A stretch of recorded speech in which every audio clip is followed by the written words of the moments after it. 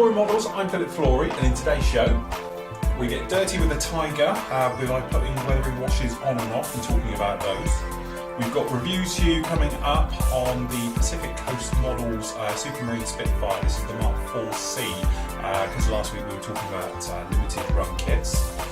We look at rescribing, carrying on with the new tutorials area on the main site. So we're going to show you a little taster of what you're getting there and have a look at some new scribing tools.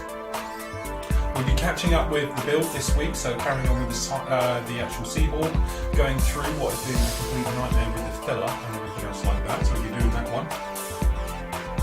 All your questions, hopefully answering some of the problems that you have, so I can show you a little bit better on camera.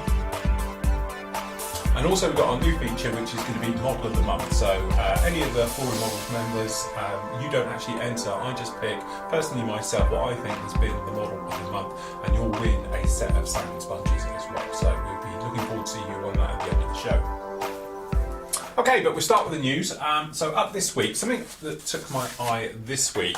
A lot of people were talking about my range of paints I have, and I said that I might have a bit of a rethink about some of them, and perhaps bring in a new range as well to play with and things like that. And certainly, if you're following the build we talk about at the moment, the Seahawk, I've actually gone back to using Vallejo on it, and I haven't used Vallejo paints for ages and ages and ages. But it's one of those things I thought, like, you know, we'll go back and have a look and have a play. And to be honest, some of those paints up there are years old, and they still worked as good as they did. So, but certainly something that took my eye was this. Now, this is the new range that Italeri have brought out. Okay, now what took my eye is the range of colours they do, because when you actually go through here, it's just something I printed off the net. But the first thing is it's in, you've got dropper bottles, which are great because they're just like the Vallejo ones, which no problem at all. But you can unscrew the top to pour what you don't want back in, which is brilliant. And if you want to brush paint, because we all do it, you try and get a little bit out. It means you've got to, you know, what I tend to use is an upturned lid, come along with your Vallejo and we spray a little bit in. But it'd be a lot easier if you get the top off. Now, I know people out there are going to turn around and say, yeah, but that's the point. You can't take the top out, so they can't dry out like normal paints and things like that, which I totally agree, because some of these paints I've had, as I said, are years old, and no problem at all. They work just as good now as they did when I first had them, say, a couple of years ago. So I can see the point to it. Although, if you have, like me, I make up paint, you've seen me 100 times, pour it back in and away you go. And I know a lot of people go, oh, cross-contamination, things like that, but it doesn't bother me. So having the ability to do this with it and have these open tops is absolutely great. So anyway, they come in 20mm colours, which, you know, when you compare it with the Vallejo, they're sort of 17, things like that. But these are not thin. These are, you know, you have to thin them to go. So you might as well double it up. As I say, standard 50-50 mix. So you are looking at 40mm of usable paint if you're airbrushing it and things like that. Also, the thing is, the colour range that they do is very, very nice, because it's they always used to use the Model Master range, but now they've got their own. So when you look through these colours, actually it's the same configuration of what it is. So we've got down in here, we've got the greys that we need for the modern, we've got the RLM colours for the sort of the German forces one, we've got the tanks and everything else, the armour set, as well as your standard colours as well, and all the bits and pieces in between. They're federal standard coded as well, which makes colour matching so much easier. Now, if they are any good, I've yet to find out, because to be honest, I have spoken to the UK importer, which is, I'm just trying to find a hobby company, okay, and I have sent them an email asking, one, if they're going to be stocking them, because quite frankly they are the Tamiya distributor, so obviously, you know, we've got the Tamiya paint, they might not want to bring them in because obviously, you know, having two lines of the same type of paint, and then obviously you've got other companies as well, like Vallejo are very popular in Europe and things like that. But I can see the point to these colours. It does look like a nice range. It doesn't go on forever and ever like some manufacturers and things like that, so I would like to get my hands on some. Okay, there's a lot of people saying, as I say, it's just Vallejo in a different bottle, things like that. A lot of people say no, it's not, but I've yet to physically get my hands on. So what I've done is I've ordered some from Japan, well actually Hong Kong, and I'm waiting for them to come in at the moment. So when they come in, we'll put them on test and put them for a review. But I think there is a marketplace in the UK, especially for a good acrylic paint range. So I'm hoping that will come out. So, you know, watch this space. We'll see how we get on. Hopefully the hobby company will get back to me soon. I know obviously they're going to be readily available in the US because think of the company name there, but the US importer for Italeri is stocking them, because I have seen their new sheet go out this week. And I know obviously they are available in Hong Kong, because they have been fully stocked as well over by Lucky Model and things like that. So they are around, it's just they're not around in the UK.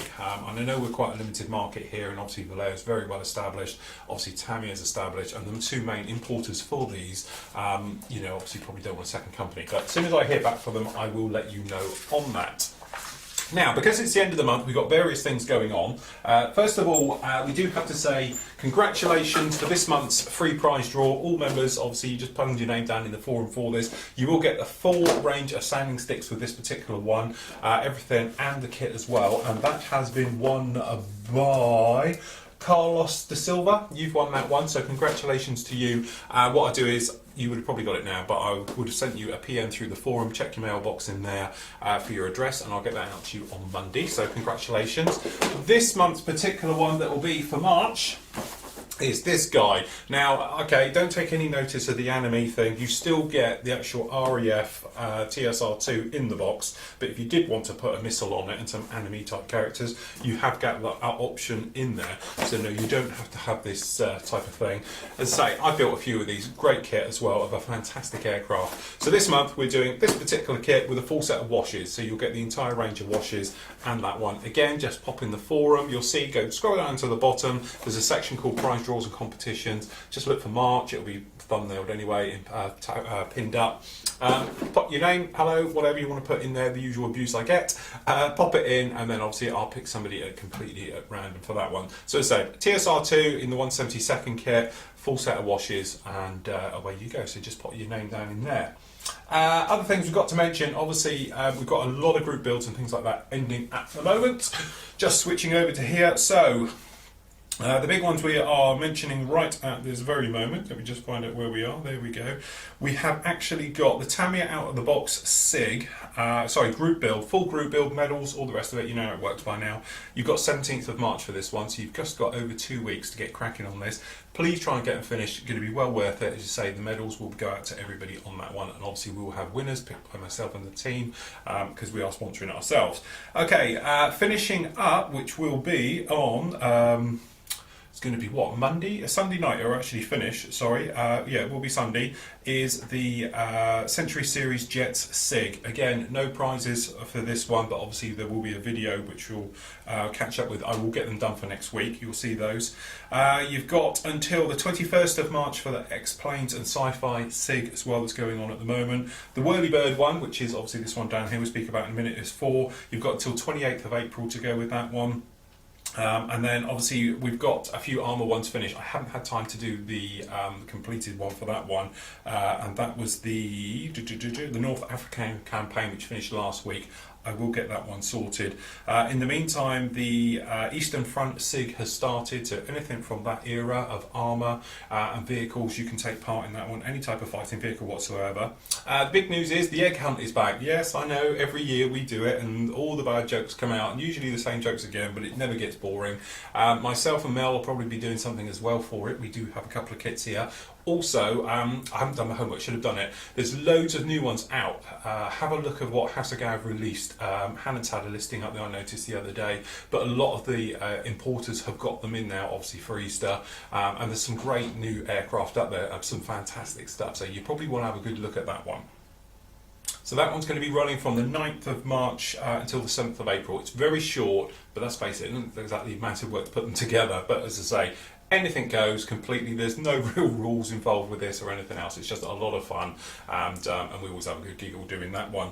Hot on the heels of all of that, we've got the Mighty Mustang SIG. I know a lot of people have been waiting for this one. This is the P51 Mustang SIG, and that's going to run from the 9th of March until the 30th of June, standard SIG on that one, so there's loads of time for that. Looking ahead as well, a lot of people have been asking, yes, the group build after the Tamiya out of the box group build is actually going to be the Korean War we'll be doing on that one, so there's loads of scope in there. We'll talk about it at great length a bit later on, but certainly you've got anything naval, ground forces, air forces, anything in between you want to do. So there's loads of scope on that one. So we've got various bits and pieces ending all in there. Other things we have to mention, I was contacted last week by Mark.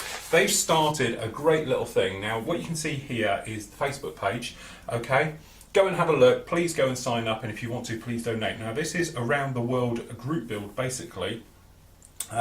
It's for Help the Heroes, for the charity. Well worth, you know, obviously in the UK, if you know, we do have a charity for all the armed forces that are injured in combat or in just general in the forces. Fantastic cause. I know a lot of us are ex-forces as well, so obviously we tend to help out with these things as we can. Now, the idea with this one is this is a 1/48 scale Lightning that is being sent literally to modelers all around the world who are all doing a stage themselves. Okay, there's a couple of celebrities involved with it as well, so if you pop along in there you'll see more, but James May's in with it and a few others.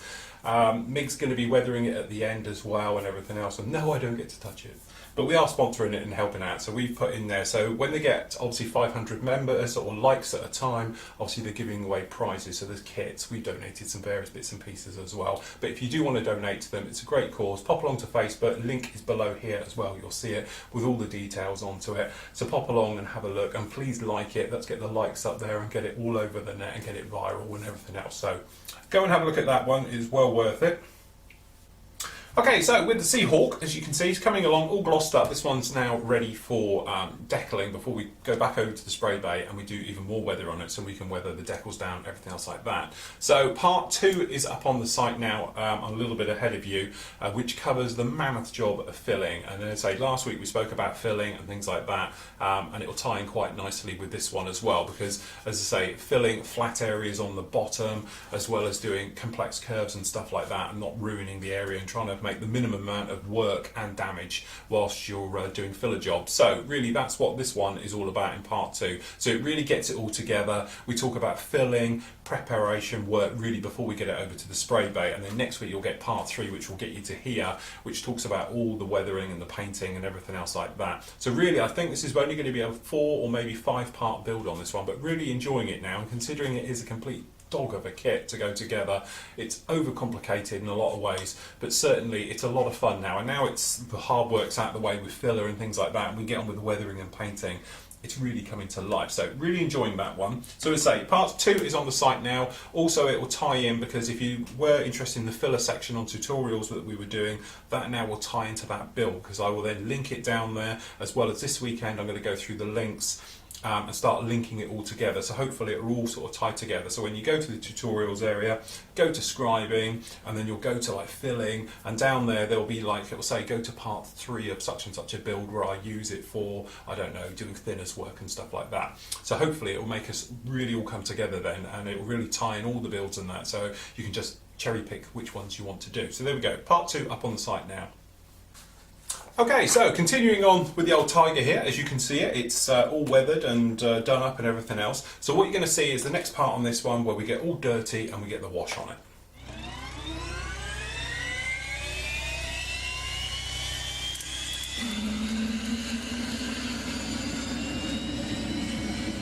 Okay, so all completely dry now, so what we can do now is get on with a wash. Now, obviously for this one we'll be using the Flory Models Wash, formerly known as Pro Modelers. For this I'm going to be using the Dark Dirt. It's the jack of all trades colours. Best way to describe it is somewhere between grimy, dirty oil and black. It's quite a great colour because it sort of covers everything quite naturally, okay? Also we've got just a normal black if you want to do sooty areas, dirty, filthy areas, things like that, you use the black. We've also got a mud for the lower areas. Now with this, you've probably seen it 1,000 times before where we've just put it on with a brush and you can go around and rub it in and everything else like that. The other great thing with this stuff is you can actually put it through an airbrush. Now for this, all we've got here is a standard Hardrin Steenbeck, it's Evolution. It's got the 0.2 needle set in it, okay, and it's unthinned, okay, so we won't be using any thinner. There's no chemicals, there's no nasties or anything in this. All it is literally clay, water, and a couple of things that help it sort of move around and help the capillary action, all right, and sort of levels it out a bit. But there's no chemicals or nasties in here. Now, what we're going to do, pretty straightforward. For the moment, we're just going to use the Dark Dirt. Now, if you imagine when you're using this, by spraying it on, you get more of an even texture. If you put it on with a brush, you get brush marks, you get bubbles, things like that. But as I say, if you put it on with an airbrush, it just goes on, it sinks to all those low areas, and you're fine. Now obviously this is full radio controlled, you have got electrics in here, so please be careful when you're doing that. To be honest, underneath here I've got some paper towel inside these grills and things that are going to protect it if anything does go down there, but obviously we won't be squirting straight into anything electrical, and to be honest we're not going to be putting that much on.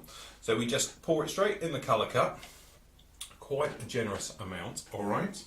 Now what we're going to do, I'll put this in the holder a sec, we just going to put down a little bit of bounty or kitchen roll underneath, okay, and this is purely to catch it because it's quite messy because you're going to get this flood off. Now the great thing about doing it this way is that all you're doing is recreating what happens in naturally, okay. Obviously grime and that, they go on, they stick, they dry, other grime goes on and it builds up, so forth and so on. So for this, we'll just come down here. We want to turn down the air pressure to around about 15 psi. We don't want to be putting it on and blasting it around and things like that. So if we just start on the top here, all right, we're just going to spray on a light coat. All right, so you want it quite even, and you want it to be so it sort of floods a little bit. Just like so. Alright, so we just come around the back here, down the sides.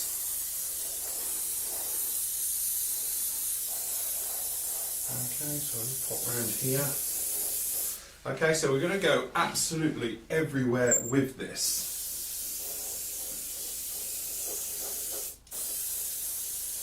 Now the thing with it is we can take off as much as we want, or we can leave on as much as we want. So for the moment we're just coming in with a normal base coat, just like this. Okay, I'll just sort of do it slightly candid here. But we just spray this on everywhere, very naturally, and let it sink. Because what will happen is, in here it's quite warm today, we've got the heating in so it dries it, but it will dry, but also it will naturally sink to the lowest points. Now for the moment we're just coming in with a nice gentle light coat. Alright, so we're going to go around all these wheels. Okay, putting plenty on down here. Alright, so that's the first coat on, and it's drying very quickly already. Just continue it going on.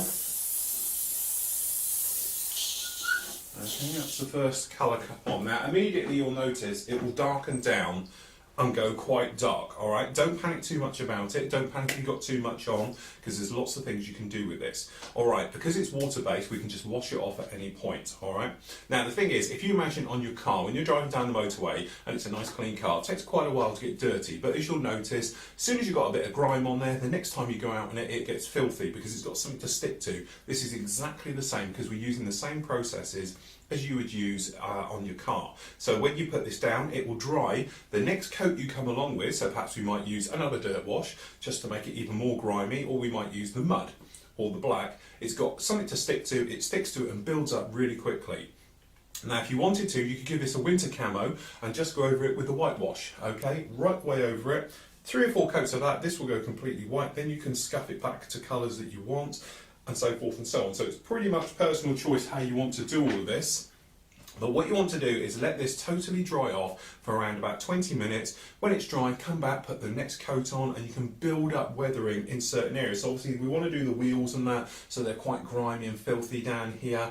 And then obviously we want to then come along and pick out some areas with perhaps more black work going to go on, and certain things like that. So it's one of those things, but at any point you don't like it, warm water and a brush, you just rinse it off and start again, or you can just put normal warm water through your airbrush and rinse it down as well as another technique. So we'll let that dry before the next coat goes on.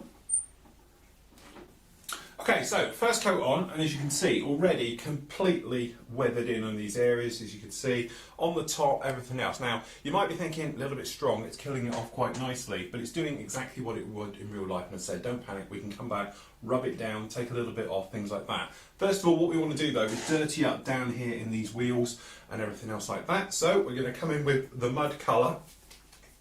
Okay, and we're going to put some mud on here, just on the lower surfaces. So you don't have to clean out your airbrush or anything else like that. You can just come straight in with the mud colour. Just put this down. I can move it slightly over so you can see a bit better. Alright, and then what we'll do, we're only going to do lower areas with this. This is quite a red mud colour. Alright, so we're just going to literally, instead of trying to do this so you can see as well, spray it down, and to be honest, I've reversed the tank up so the tracks get it in different colours. Okay, bit going down all these lower areas, and as you'll notice, it dries so very, very quickly, and that's because it's got plenty to stick to now. Okay, so we're going to do plenty around the back. Okay, it's got one coat on there, coming in with a second coat. Alright, and then just some of these. A bit more heavy than some of these. But you will notice it will dry extremely quickly now because it has got things to stick to. So we've done around the back. Carefully lift that round. We'll just do these wheels as well. And this will just give it a nice red type of colour going on, as if it's been through the fields. Okay, and then what we'll do is bring it around.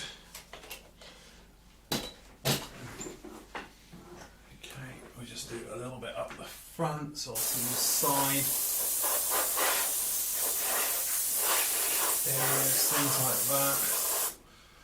Over this front part, that's quite a bit.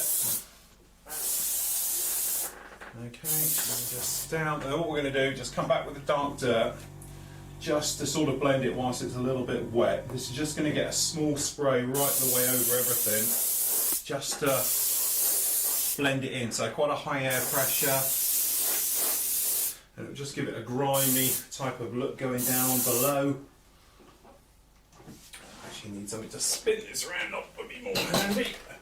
Alright, so we just come in, around the back, plenty of it, play around this front, and the usual thing is, if you reverse it up and forward, you'll get all the wheels covered as well, which we've done as well. So there we go, that's that one on. So we'll let that one dry as well. Okay, totally off, and then we can come back and see exactly what we've got. So we'll take some of this weathering off, perhaps add a little bit, come in with some of the black, do black by brushwork, everything else to make it look. But if you wanted to weather your tank in, what, 10 minutes? That's the easiest way to do it. Okay, so there you go, that's the wash on, and we'll catch up with that one a little bit later on the show, where we talk about getting the wash off and the different effects you can do with the wash to give it really grimy or very light weathering and things like that. So still to come on today's show, your questions. Obviously we've got your questions from the forum that hopefully I can answer, things like that. We look at scribing in length and about the best ways to sort of rescribe your models and things like that. We've also got reviews, so we've got the Pacific Coast Supermarine Limited Edition Spitfire. This is the Mark 4C. We've also got a new scribing tool as well to have a look at. And also we've got Model of the Month as well as the last pipe on the Tiger build. Okay, so your questions. Okay, this particular one, I had two emails from two separate guys, okay, from, I'm just trying to think, it's Simon in France and Jeff in the UK. They've both gone out, obviously, thanks to my review, and bought the Neo, okay, which was the airbrush that we put on test the other day, and both of them have got compressors. Now, the trouble that they're doing is they're having trouble with paints and things like that, and what do I recommend? Basically, funny enough, we're talking about it today, the Vallejo range, which you get the Model Air, which is the black top. Don't be fooled, I haven't got any up there actually. I have got some white top ones as well. The white tops are very, very thick paint. They do airbrush, don't get me wrong, but you have to thin them a lot, and it takes a lot to get used to how much thinner you're going to really need in there. Now these black top ones, the great thing about it, they are what they call airbrush ready. So literally all you can do is come along, pour these into your airbrush, straight into your colour cup from the top, put it in, squirt it in and spray it. They're quite forgiving, okay. They take a little bit of work if you're doing more detailed work, but for general coverage, I think they're absolutely fine straight out of the bottle. What you might want to do, I don't know whereabouts you are in France, Simon, but if you're, obviously in the hot areas down below, you might want to add a acrylic retarder to it, or a flow improver, something else like that. As I said, all I do, one of these is literally a brush full out of here, scraped on the side will do for a 5mm colour cup. That's all it is. It doesn't need much, okay? And it will just stop it drying, because this stuff does dry quite quickly and you can get rough textures to it when you're spraying it through. But certainly you can do it like that. This particular build, part 3 of the Seahawk that will be on the site, I use Vallejo paints with it, okay? So what you can actually do is watch that one, and I do thin it down a little bit. The reason for thinning it down, I just find it flows a lot better. It gives a better coverage and things like that. But when I say thin it, it's a tiny little bit of thinner, so it's probably perhaps 10, 15%, 20% max thinners going into this, and then I won't use the flow improver because it's quite wet mix then. The other thing, obviously, good old-fashioned Tamiya. You can't really go wrong with Tamiya. Tamiya 50-50 mix with their own thinners. So again, if you use, put the lid on before I spill it everywhere. So if you do use X20A, it does have a small amount of retarder in that. That retarder basically works same as a flow improver or retarder. Just stops it drying, it helps it to flow through. But if you start with a 50-50 mix, it'll work really, really well. Best thing to do, you're both members obviously, so pop along to the actual tutorials area, go into airbrushing, and I've got in there your real basic ones, first time with an airbrush, things like that. So it's well worth popping in, having a look at that one, and I talk about mixes, really easy things like mixing and putting it into your airbrush for the first time and spraying and things like that. But certainly, if I was starting out and somebody said to me, what are you going to use? I would actually turn around and say, okay, Tamiya, but then there is problems with the colour range because I don't tend to do modern colours, modern jets, okay? But certainly Vallejo Model Air is a good starting point. Obviously you've got guns range after that, and you have got Model Masters and all the rest of it that you see up here, and don't get me wrong, they're fantastic paints. It's just that with those, sometimes you need a little bit of work with them. A little bit of understanding helps, certainly for getting the best out of your paint work and making it for easy spraying. I don't want to over confuse people by talking about it at length here, because obviously it's just a quick thing, but other paints are fine. It's just that they tend to need a little bit more, shall we say, correct amounts of thinners to airbrushes, things like this. These two I find are really, really forgiving, and you can literally just go 20 psi, 50-50 mix with Tamiya, and it will come through your airbrush. It's almost that easy. Vallejo Model Air, straight into your colour cup, spray it 20 psi, no problem at all. Thin it down a little bit, you can lower your air pressures down to 12 to 15 psi, things like that, no problem. But if you were starting out and you're asking me, which obviously you are, that's what I would recommend. They're relatively inexpensive, you can pick them up exactly how you want them and everything else. And as I said, I would like to test the Italeri range as well, because if it is good as it looks, with the colour range it doesn't go on forever, which is quite a nice touch. And then obviously, if they work well, then I'll let you know on that on the show. Okay, so this week, talking to Steve Sutcliffe, one of the team guys on the site, and he was saying about he got hold of a new type of scriber and thought it was great. So anyway, he got me one as well, which is quite a nice touch here. Now this here is made by, remember the details of it, is actually made by UMM-USA, okay? Now John is the guy, a creator of this lethal looking tool, which is as lethal as it looks. It's quite sharp as well, so you do have to be a little bit careful with it. But basically, no, this isn't some sort of torture implement. It's basically a razor on one end, okay, and we've got a scriber on the other. Now there is two versions of this, looking at his website. This is called the SCR2. There is an SCR1, and it's got a side on here which looks like it's for sanding, okay, like a metal sander. But you do have to be a bit careful, because this on this side is a little sharp. I don't know how sharp it is. We'll just have a quick check here. But yeah, as you can see, it is very sharp, and it would quite seriously hurt you if you caught it. So just be careful how you handle the back of this. Now, I have never used this before in my life, so it'd be quite interesting to see. So what I thought we'd do, yes, it's back again by popular demand. It's the wing off of the said Crusader. I'm just looking for my... To put this into comparison, my standard scribing tools, okay, I've got these guys, so let's have this one. Okay, I've got these ones which are like dental tools, which in fact I think probably are dental tools. Lethally sharp, so just be careful how you use them, okay? Your standard P cutter, that's the Tamiya version, that anybody's will do.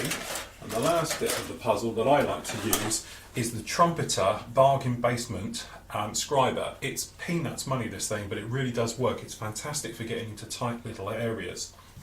So, sort of an on test here, like the good old days. Alright, so what we've got, this wing is very, very old, to tell you the truth, and it's been used thousands of times. I'm just after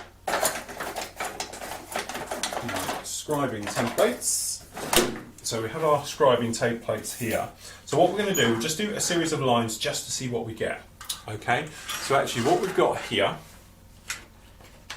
we'll just, first of all, we'll try it with a standard P cutter. Okay, so we said this is the Tamiya one, so we're just going to put in one line, and doing it black we can see what we've got. Okay, so as you can see, your standard line, nice clean cut, pretty shallow. Remember with your scribing, always pull, don't push, let the blade do all the work. Okay, so that's the Tamiya one. So next up we're going to come next to it, this is the Trumpeter one, which I find is a lot finer. As you can see, the actual line is a lot less. Okay, then we've got this lethal thing, which I tend to use just for circles, but it will do normal as well. Okay, this is my, okay, that's my sort of dental tool. As I said, I tend to use it for rounds and things like that. And now we have the said UMM one. Okay, so we just pop this down, okay, and we just do it exactly the same as the others and pull along. Now the first thing you notice is the way that they actually scribe back. What you're looking for, or what I look for, is this type of stuff. Now this is this clockwork spring stuff that you get rolled up from it. I think that's always a good sign, because what it's done is actually take a core sample, if you like, of dragging it out from the actual one. So it's not like pushed it to one side as it's gone through. This has physically cut its way through and channeled it through. Now when you look at the springy bit on this one, okay, just bring you in. You might be able to see how well you can actually see that, but you can see it's quite a medium sized little spring down there, just like that. Alright, whereas when we look at this one, if you can see it, I don't know how well the thing, it's a lot finer. Okay, and this is from the MM one. Now looking at the Trumpeter one, it's very thin, nice clean cut. Okay, and to be honest, I don't know where the coil went. My dental tool one, you can probably see it here, it's very scratched and it's raised. When I run my finger over, I can't feel the first one at all. The Trumpeter one, I can feel just a little bit. My dental tool feels rough as, yes, those, okay? And then the MMM one, you can feel it's slightly raised as well. But again, looking at the lines of them, you've got a very nice clean line with the Trumpeter. You've got quite a fine line, clean one with the Tamiya one up here, the P cutter. Trumpeter one, you've got a very nice fine line, but it's not that deep. Okay, and then obviously we've got a bit of a mess, to be honest, with the dental tool. But the MMM one is a mixture of probably in between the two. It's a nice size panel line, and it's quite deep. It's put in a nice one. And as I said, I wasn't pulling or doing anything else like that. So if we just going to put this one now next to the Trumpeter one, just to see. And what I'm going to do is just put a little bit of pressure behind this, just to see what we get. Okay, and as you can see, with a little bit of pressure, you've got it. It's not as clean as the P cutter. I'm not going to start, blowing sunshine here. The P cutter has done a fantastic job. The biggest problem with this particular tool is getting it into areas. It doesn't like getting into, for instance, you can probably see up here, if we wanted to put a line in over here and we wanted to cut in, the closest we can get from a forward point of view is there. Whereas, let's just try it with the MMM one. As you can see, you can get a lot closer. Now I know what you're saying, well you're just going to drag into it, and yes, okay, fair enough. You can just turn it around, we won't even use the tool, we'll just pop it in. You can just literally come into your trench, okay, and finish it off just like that. But I'm on about if you're in a tight area where perhaps obviously you're on something in here and you don't have an option to come in the other way. So let's just assume we wanted to carry this panel line in here. and bring it right to the top. With the P cutter, I can't get in there anywhere closer than probably there, and coming up from the other side, I can't get in. This little guy, as you can see, can get right to the top, no problem. Sorry, right to the top, no problem whatsoever. Up here, where it said P cutter, maximum I can get in is here, and from the underside I can't even get anywhere near it. So that's what I'm saying. This little tool is fantastic at doing things like that. The other thing as well, we have this blade on the end.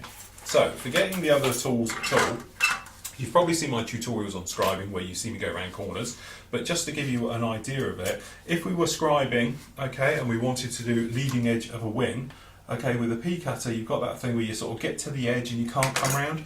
This is the great thing with this. What you can actually do is place it in the panel line, okay, and then just roll it right the way round, okay, and carry it over with the blade. Now I do this tool, or this said thing, with my blade, okay, and I come in exactly the same way and push it through, but this blade on here is obviously, it's more like a razor blade. This one's a little bit thicker, you can push on it a little bit harder and put in, you know, obviously into leading edges. You can rock it round corners, things like that. The other nice thing about it as well, if you did have raised detail, you can literally come along with this guy and scrape it all off, no problem at all, because you can actually get this item flat in there everywhere, where with this one you can't, because obviously we've got a large handle, things like here, we just can't get it in to that area. This guy, no problem at all, we can just come across, and for using it generally. So it is one of those sort of jack of all tool sort of trade, things like that.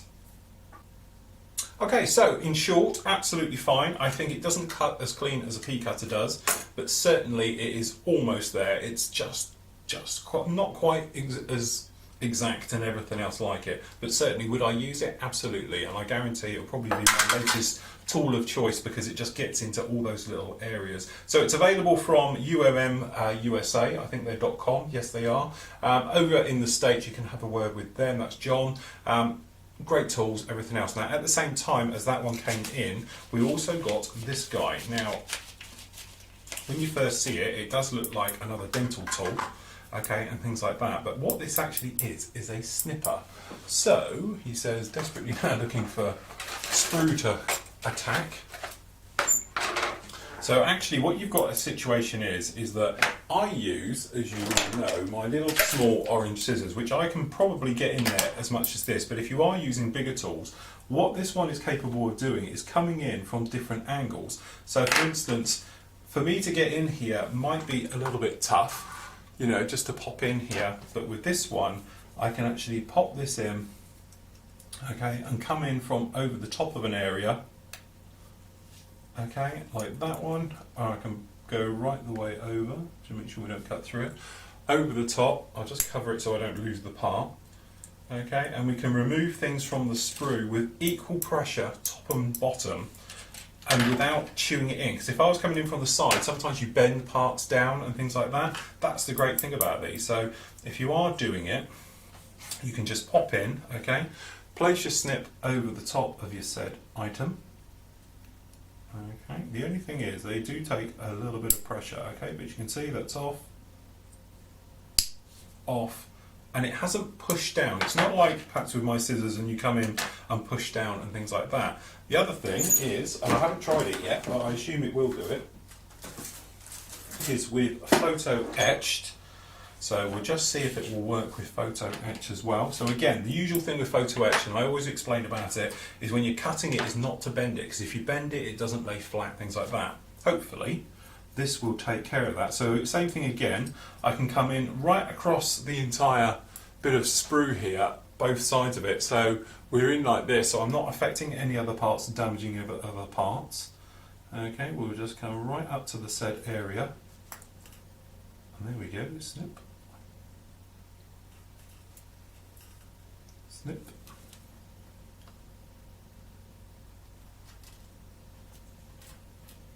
Snip. Come in from the other side.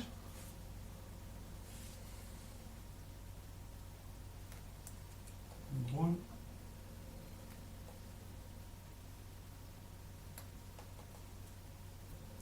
This one.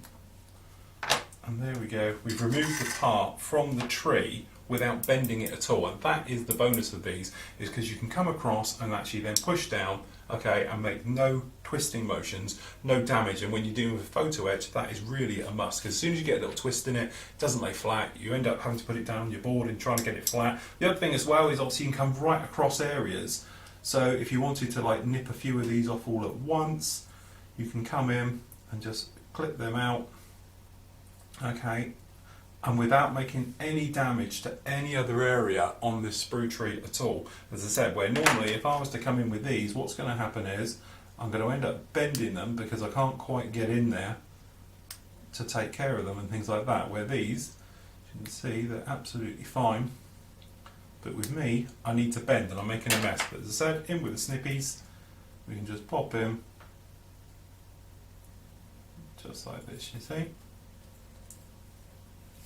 with no mess. So really, really worth it. Again, the part number on these, I'm sorry, they have gone from my memory at the moment. But again, snips and the scriber, both from UMM, well worth it. Have a look at those. As I said, you can pop onto the site and you'll see full details on those. Okay, so next one, we've got the Supermarine Spitfire. This is the Mark IV-C Pacific Coast models. Now, doing this one because last week we spoke about limited run kits not having various parts, like locating pins and things like that. So what we got here is the same again. So what we've got in here is a 1/32 scale. Let's pop it down, limited run kit. So the nice thing about these ones is what they lack in perhaps elegance of being in the box and things like that is things like these. So what we've actually got here, we'll have a look at this first, is a bag full of resin. So all these bits that you pop out normally and go and spend a fortune putting on your kits and things like that, we've got in here. So first up, we've got the actual exhausts. Two types of exhausts for the Spitfire. You've got the round type and the flared ones on there as well. Again, very nice because you've got no seam marks on there at all. They're nice, clear, crisp moulding and things like that. They're very nice indeed. Just move this top cam out a little bit. Okay, we've got a set of wheel wells. Nice depth to the wheel wells as well. Sometimes they come up a little bit shallow. Got a little bit of flash going on in there and things like that, but nice, cleanly moulded. Okay, a little bit of release agent on the parts, so obviously you might want to do them in a little bit of soapy water first. Padded seat, so we have a cushion on the back and then obviously a little hole for the parachute underneath. But again, we've got all the holes and areas, very nicely casted. Side walls of the actual cockpit, so obviously we've got throttle quadrants and things like that down here and trim tabs. As you can see, very nice. We've got the inside detail from the wall itself, so that'll be nice walls to the cockpit. We've got some various other tiny little parts. So we've got the gun sights, the little footsteps, the rudder pedals, a little bit of electronics wires. We've got the control column here, obviously with the spade grip, with all the wiring coming up for the firing and things like that. Again, very nicely done. And a set of resin wheels. Okay, they're not weight on wheels, and they're not particularly nicely moulded right the way round on the area on the inside either. To be honest, they're a little bit crude around this area as the actual tyre joins the hub. Drop a PVA glue, that'll take care of that, no problem at all. So, just moving that one out of the way. Okay, so the actual main kit itself. In the bag. Okay, so we've got instrument panel. We've got no instruments whatsoever. We've just got the bezels on there again. Okay, looking at the parts, no sign of flash anywhere.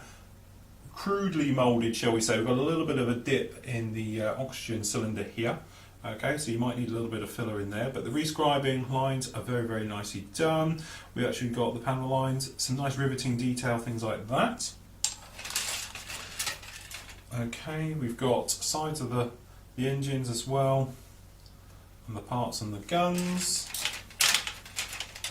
Okay, so we have the actual main fuselage itself. Okay, it is a little bit crude. We're not talking Tamiya here, but then we're not talking Tamiya money, alright? But we have got some very nice detailing around for the riveting area and the release latches, if you like, for the engine cowls, everything else. Running through the tail system, we've got some texturing onto the rudder, which is nice. onto the inside. Again, as we said, no locating tabs whatsoever, and obviously we're not going to worry about inside detail because we've got a full internal cockpit which will take care of that anyway. No, we're very nice. As I said, there's no massive flash, tiny little bit of flash, but nothing you would get overexcited about. The only thing is we have got some quite nasty scratches in the texture of the paint where they've been rubbing in the bag. That's just the mirror. Okay, and then down here we've actually got the bottom of the wing set. Now, I've got some little marks, little sink marks and things like that into the plastic. Okay, but generally it looks very, very nice. It's nice and shiny, that's for certain. As I said, all the panel lines are all the same, they're all the same depth, all the riveting detail is the same, and it seems to be very nicely in scale. As I said, limited run kits, you do have to allow certain things for them, such as, you know, when you bring them together, it's not going to fall together. You are going to need a little bit of, you know, bit of time, shall we say, just to do it. But again, don't forget, we are modelers, not constructors. We're not just assembling stuff to put together. The idea is, you know, it needs a little bit of work, a bit better. So there we go, very nicely done that one. Okay, in the rest of the box, we actually have a little colour call-out guide for the markings. So we've got some very interesting markings down in here as you go right the way through. Got some nice little bits of nose art, things like that. Sorry about the helicopter. We've got D-Day markings on them as well, which is always very nice, and some nice colour. So we've got the clipped wing and the full wing in here as well. We have beautifully done. We've got down here photo etch set, which is full colour photo etch set for the instrument panel, for the grills, for the harnesses as it goes through. So that's very nice. We have the canopy set, which is broken loose a little bit down in here. A bit gentle with these, which is pretty good. Nice, clear, crisp moulding. Not bad for a limited run at all. We've got no sign of webbing that we spoke about before on previous shows about that one. So we just make sure we don't lose these parts. And it's nice that it's in a separate bag as well. Okay, decals. So, as you said, pretty standard decal sheet. Crude but functional. That's the best way to describe it. We've certainly got these trestle points, which are these square ones, which have W and T on there. They're very nicely done. These are a lot clearer than the last ones that we actually had on here. These are beautiful. You can read those totally with no problem at all. It looks like everything is in register. We've got no bleed through or anything else like that. As I said, pretty standard. There isn't much on these, but they're very nicely done. And the all-important instructions. So, as you'd imagine, we don't get a staple. Alright, so we've got your standard type of thing on this. Drop this one out. What you actually got is obviously your parts tree, your layout, you've got some colour coordinations down here, and a couple of things talking about the resin photo etch parts. And then it just shows them they're going in, so you've got your colour call-outs which are done, obviously down here which are in ABCs, talking about putting your photo etch on, things like that. Seat going together. A little bit of photo etch to be added to those resin parts to really detail them up. Obviously your choice of exhausts to go on, putting the internals going in, internals onto the other side. Okay, working around the rudder set, so as I say you've got some nice little details going down there and with the wheel. The resin wheel wells going onto that wing. If you're going to clip it, i.e. cut the tips of the wings off, talking about that. That lovely 5-blade prop going on there. Obviously gun camera and things like that, and then right the way through, and then these metal grills which go in to make them up. So all in all, a lovely, lovely kit. And as I said, you're not talking Tamiya money of hundreds of pounds here, but you have got a great mixed media kit. So you've got your resin, you've got your photo etch, and your injected moulding. So well worth the money. Okay, so now we can get the wash of the tank. So let's have a look at part 2.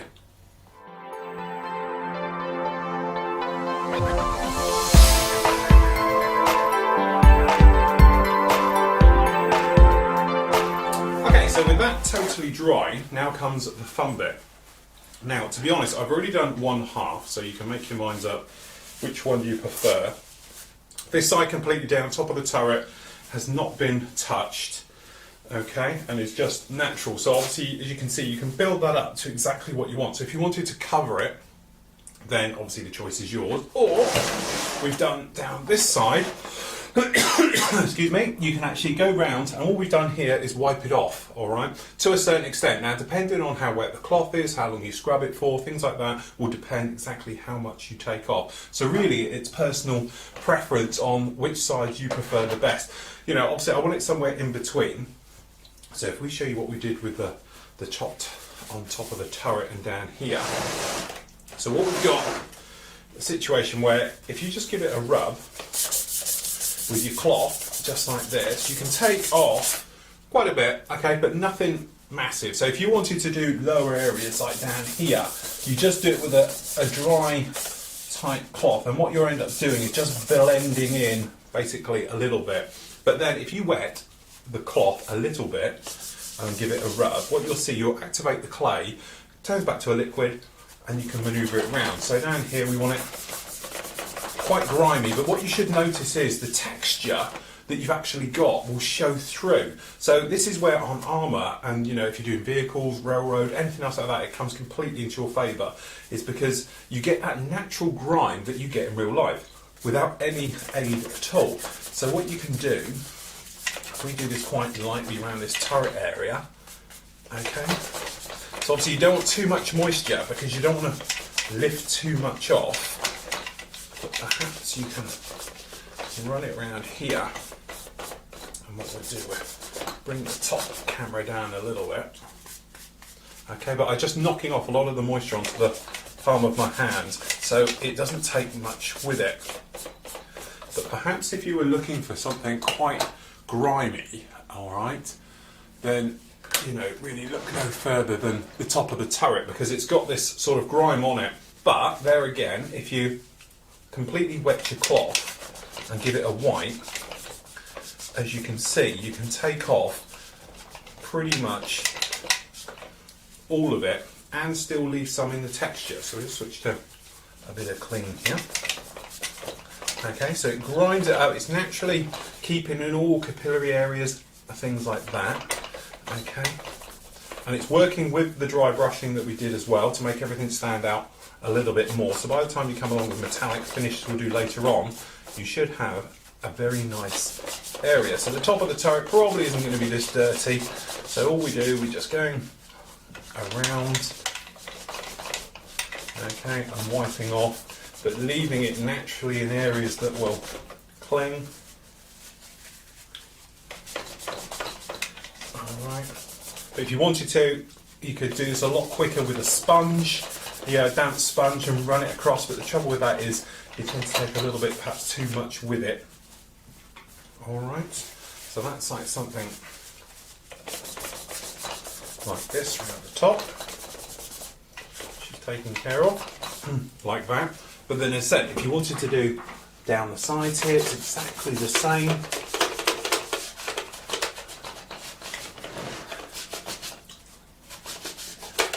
As you would do the top.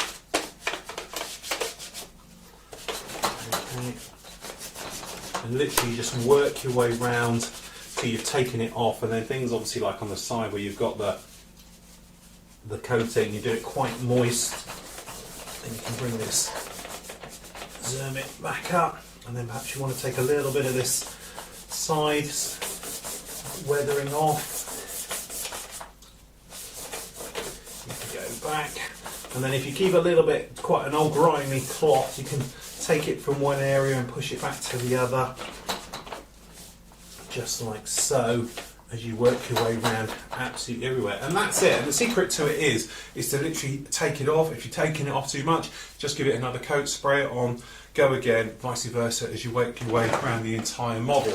But as you can see, it brings back all that nice colour that we sort of lost where it was dulling down, but giving us right where we want it. So we've got it in the tracks, we've got it on the top. And as you do more of these things, you'll understand where it works, where it doesn't work, you know, and things like that. So the great thing with it is it's totally safe. Just add to it. You don't like it, warm water through the actual airbrush, just plain water, tap water, okay, and just rinse it off as you would do with a power wash at home. Works exactly the same on this, but obviously if you've got electrics inside it, just be careful.